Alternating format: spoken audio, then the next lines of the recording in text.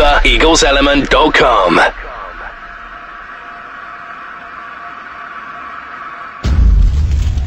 Right, welcome to the Eagles Element first YouTube preview, I guess.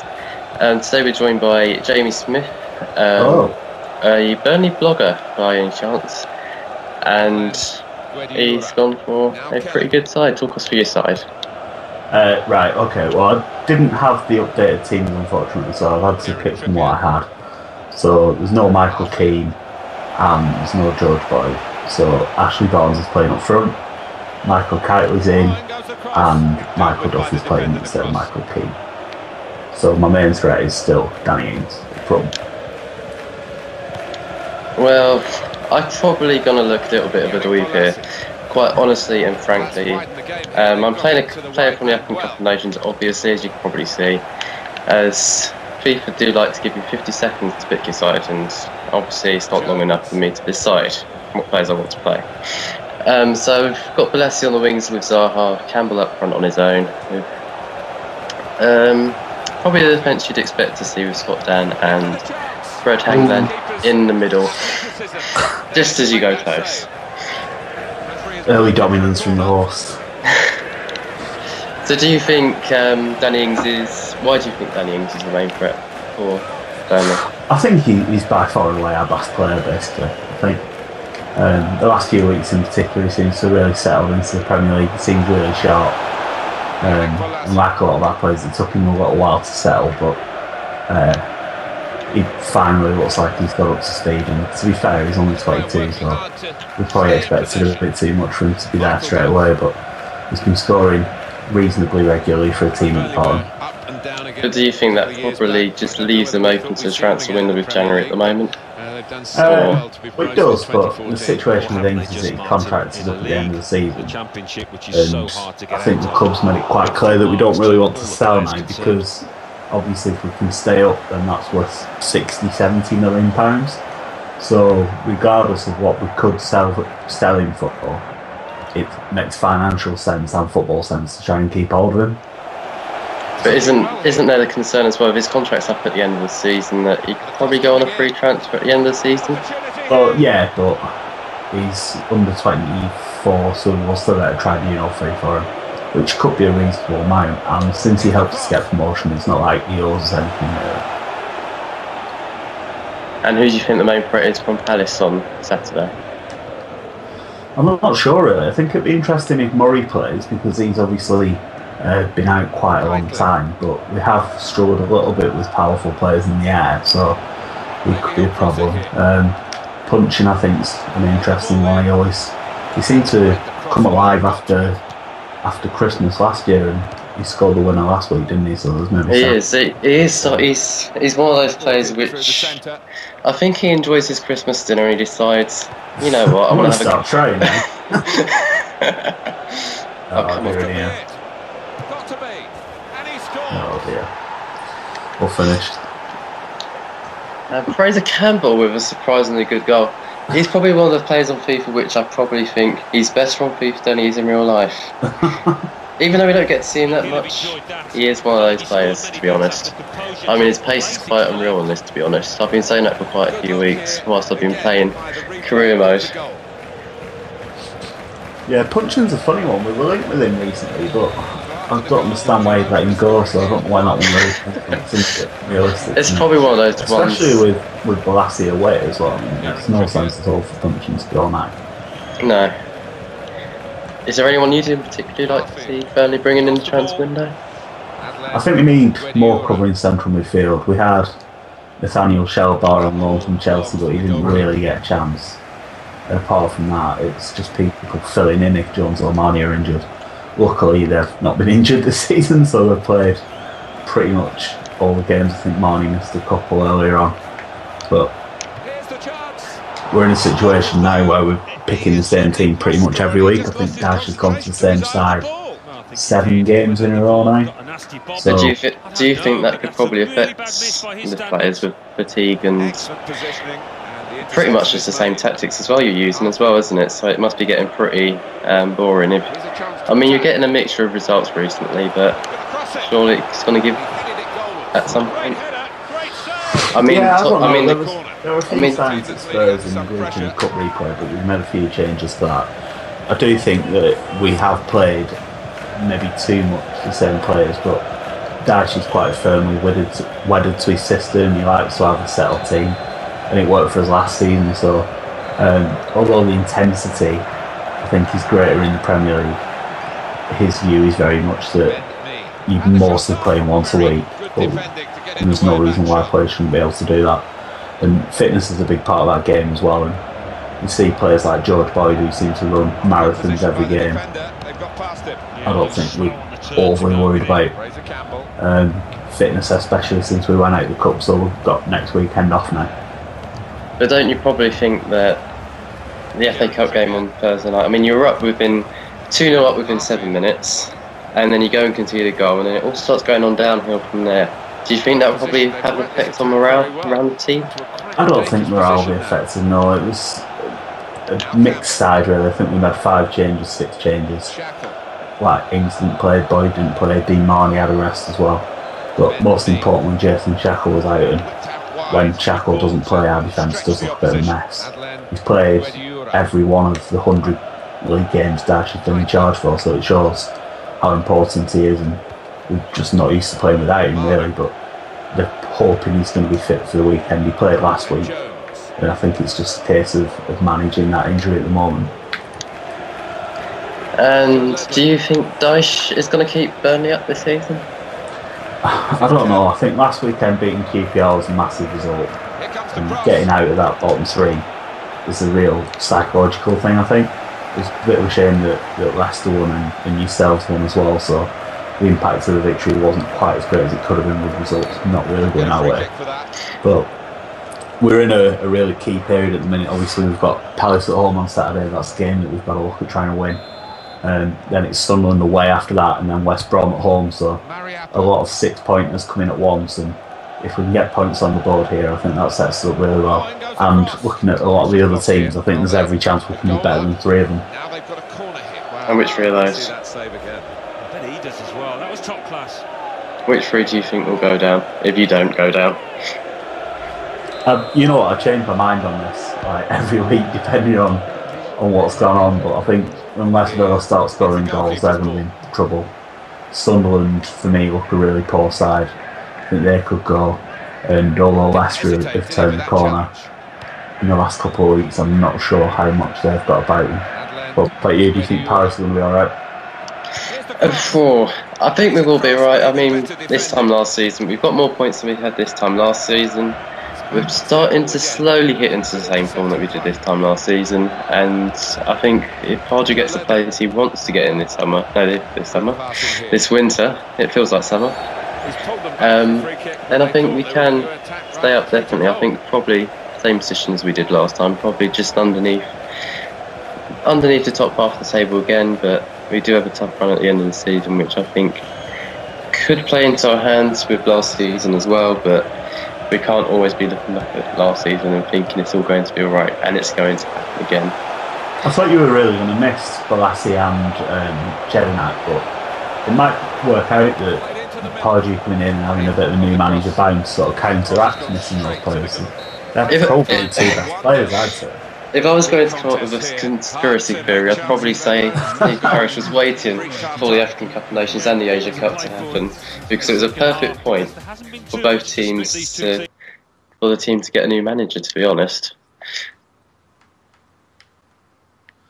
I'm considering subs early, which is quite un-Sean Dyche-ish. You won't see any subs until like 75 minutes, I won't blame it on Saturday. I mean, that was pretty much a Neil Warnock thing as well, I'd say, because I mean, one of his highest criticisms was he left the subs too late, did the tactics too late, which I think Pardew in his first game against Tottenham, his first Premier League game against Tottenham, he actually dealt with really well. I mean, I've got the Zaha coming on for Balassi at half time. I doubt that will happen on Saturday, because I'll be very frightened if I even see Balassi on the pitch on Saturday. Yeah, I think one of the problems we've got with subs is basically that we don't have a lot of options as well, but Dash likes to trust the 11 players that he sends out there. But when we are chasing the game, you look at the subs bench and there's players like Marvin Sordell and Lucas Jutkovic and Ross Wallace, and yeah, if you're trying to win a game in the Championship, they might do something, but it's a different kettle of fish in the Premier League. Do you think you probably reacted too late? Well, you probably didn't react too late. You probably just didn't prepare yourself for this season, because you did start off fairly slowly this season, didn't you? I think I expected us to start a bit better, really, because you often see the teams that come up have a bit of momentum from. Oh, you've got to be kidding me! He's given a penalty. That's a bit dodgy, right? But I'll take it. I'll take a decision like that on Saturday. I'll tell you. It is pretty disgraceful, to be honest. I'm not sure what it's for. So Speroni basically goes into, well, Danny Ings and Speroni Gets sort in the head. Sort of just collide. The update, none of our players look anything like our players either. The team first. Speroni's ready. He's going to save it. He's going to save it. Oh. It'd be interesting actually to see if Scott Arfield in particular, if he's out for revenge, because I felt we just edged the game at Selhurst earlier in the season, and obviously had the late penalty that was blown saved. And that was partly the reason for our slow start. I think that was so early in the season. If we've got a win now, it might have all been different. But we've shown in the last few weeks that we've put that start behind us. I think you look at the form table, the last 5-6 games are actually in the top half, so we are picking up results now. It's just that start of the season gave everyone else a bit of a head start on us. Yeah, I think if I was going to compare the two teams which were promoted last season, I'd probably say Leicester and Burnley. They've sort of swapped form, because Leicester really sort of started the season really well for me. They got results which we didn't expect them to get, and they were scoring goals for fun, it could be said. And then you had the sluggish start, so it's sort of like mixed fortunes now. Yeah, Leicester are funny though, because I only realised when they won at home last weekend, didn't they? They'd only beaten Manchester United at home in that 5-3. That was their only other home win. So, although like the perception is that they started the season quite well, they still weren't winning games. I think it's just because they beat Man United and it was on telly. Everyone thinks, oh, they started the season really well. It's just it didn't really work out that way. I think probably the way I see it is that they did better than us. And after staying up, I was thinking we could have got a better start to the season. Yeah, the diagonal passes I've had a lot of joy with, by the way, on this game. We will try and work those quite a lot, especially out to Trippier. That is one of our big tactics to look out for. We are quite direct as well. I don't like playing direct on FIFA, but we will play the ball up to Ashley Barnes quite a lot. I'm a slightly more refined FIFA player than the real Burnley thing. I mean, I noticed before we actually come on to this game, actually, that you were getting some practice in, weren't you? I was trying to get it to work, actually. So many technical problems earlier, I was just trying to get it to work. I hadn't actually had a game, honest. I believe you.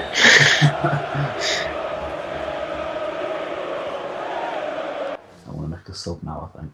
65 minutes is still quite early for Dash, but I want to go for it.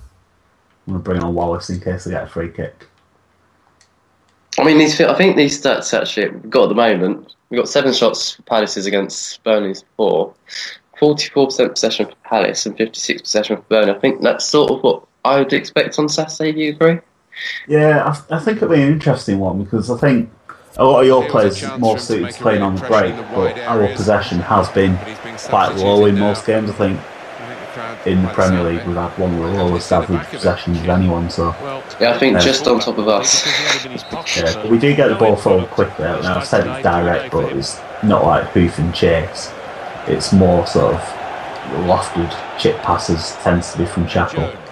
So there'll be quite a bit of that, and we'll try and win the second balls.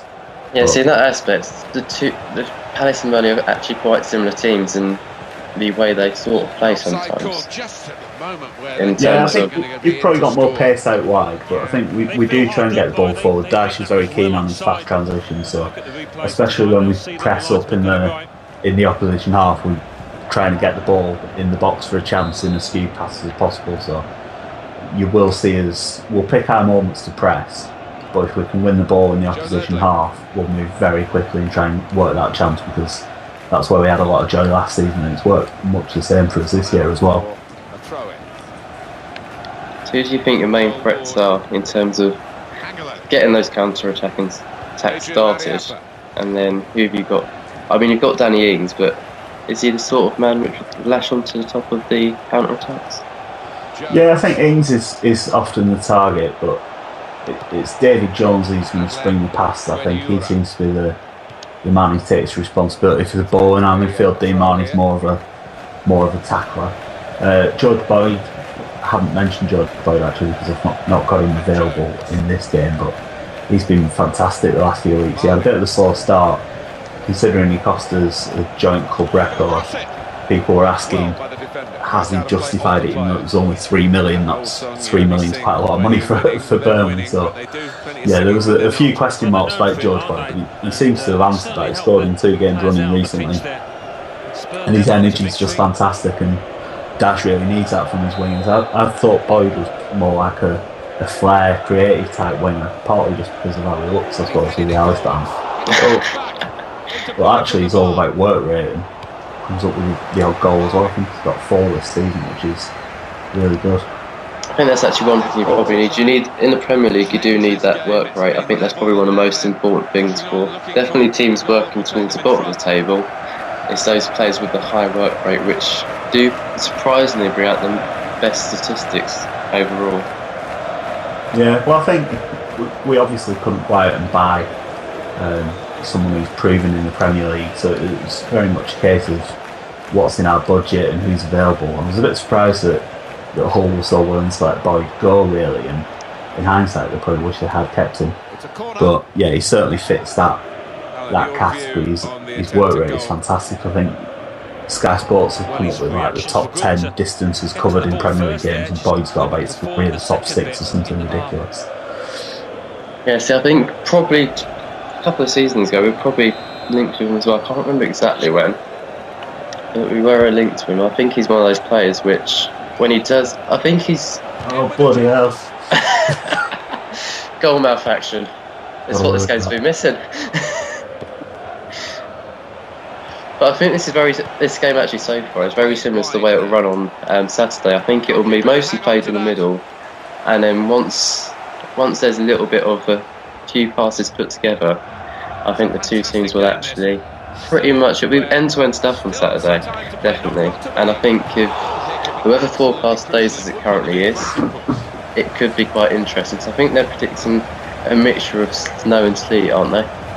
Yeah, the weather is supposed to be pretty terrible, which I don't know how much of an effect this has, but it might play into our hands a bit more because the weather tends to be quite awful.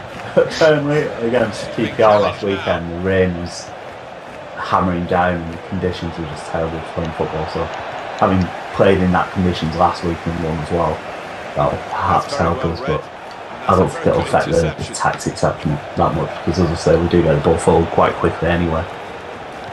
So we're coming up towards the end of the game now, and Mason Function has been given offside. I wasn't that sure about that one actually. I really wasn't. Has he got it right? Oh, they're both offside there. Yeah, I'll give him that one, but yeah, I'll let him off. I mean, referees this season, they have had quite a shocker this season actually. Yeah, we've been quite lucky in a way. I think we haven't had many terrible ones against us. I think. Oh no! Go on. We both at the post. 5 added minutes. Yeah, I think it might well be a case of one goal being in it, and it'll just be a case of he takes the chance. I think that's inevitable. So with the final minutes coming up, what's your prediction from it? I think it'll be tight, but I said that last weekend against QPR. I thought it was going to be a 1 goal either way, and we did win by 1, but we probably should have put more away. And I was a bit surprised that it was more than 1 goal. I think both teams do have the potential to score goals. I think a lot of our chances just depend on if Shackle's going to be fit, because I think our defence without him is quite poor. Oh dear. Last chance saloon, yeah? Is it another corner? Not very good. That's a goal kick. Well, I think he's got to do better than that. He's just decided to put his foot. What about you? Fancy Palace to get something? I think we will. I think we will leave Tottenham with all 3 points. It won't be an easy game by any stretch of the imagination, but I know we're bringing up quite a few fans. I think bringing about 8 or 9 coaches up on with us on Saturday. But I think it will, with Bell and Pardue getting quite an effect on this side. I think we will get the 3 points. Probably say 2-1 Palace if I was going for a scoreline. I think 2-1. 2-1 sounds right, but I think we're going to win. I think we'll disagree on that one for quite a while to come, actually, until some Saturday comes, which I think is the name of a famous blog, famous fanzine, actually. Yeah. Northeast, am I thinking? Yeah, might be. I'm a bit disappointed I didn't win that, so hopefully we're not saying that on Saturday. I had the chances to put that one away, but then I did get a terrible penalty. I think that sums up our coverage. I mean, if we look at the stats very quickly, as I expected, actually. I mean, Palace on Saturday managed to get quite a lot of shots on target and shots in against Tottenham. 8 shots on target here. Well, 2 shots on target actually. 8 shots overall. Fraser Campbell getting the goal for Palace in the 22nd minute. Danny Ings in 54 minutes with what I could only describe as a very controversial decision. Hopefully, there's none of that on Saturday. Otherwise, I will be very disappointed. 71% pass accuracy, something we did see from Palace on Saturday, and we didn't make much of the corners either, which doesn't surprise me either. So I think it's time to wrap it up. Thank you very much for coming on to the Eagles Element for our first debut YouTube video. So I'll take this time to wish you the best of luck for Saturday, and hope you don't get the best result at Turf Moor, and you probably suffer a big stuffing, or is that asking too much? I don't think a draw would be a terrible result, really, but I do think the games we've got at the minute, it's really key to win these home games and beat the teams that are around in the table. So I'd be a bit disappointed if we can't win, but a draw wouldn't be a terrible result, I don't think.